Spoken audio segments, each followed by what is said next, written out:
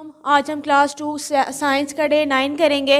आज हमारे पास unit number 13 का पेज नंबर 68 रीडिंग में मेंशन है और हम लोगों ने पेज नंबर 70 पे पार्ट बी और सी होमवर्क करेंगे। पेज नंबर 68 पे जो रीडिंग है हाउ साउंड्स ट्रैवल, उन्होंने कहा है साउंड किस तरह ट्रैवल करता है।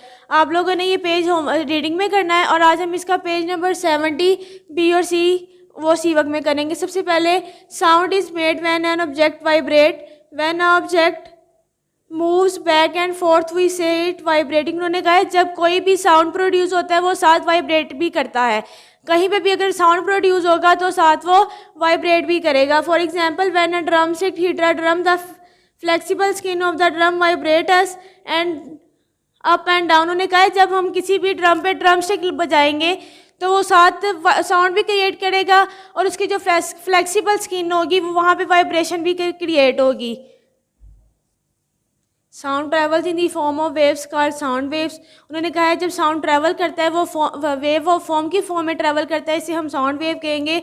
These waves travel the air and reach our earth. उन्होंने कहा है साउंड हवा में ट्रैवल करता है और वो कानों में हमें उसकी आवाज़ पहुंचती है। This is how the drum producer sound that we can hair.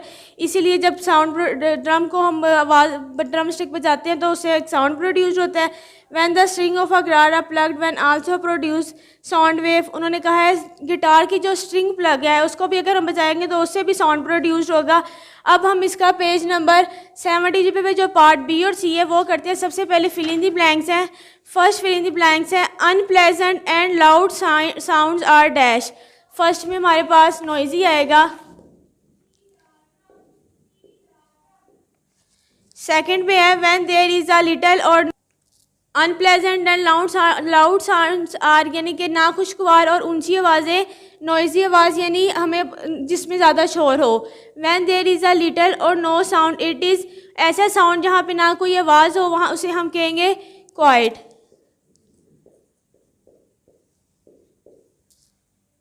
Third पे है sound travel in the form of waves are called dash. उन्होंने कहा है साउंड फॉर्म ऑफ वेव्स में ट्रैवल करता है उसे क्या कहेंगे साउंड वेव्स,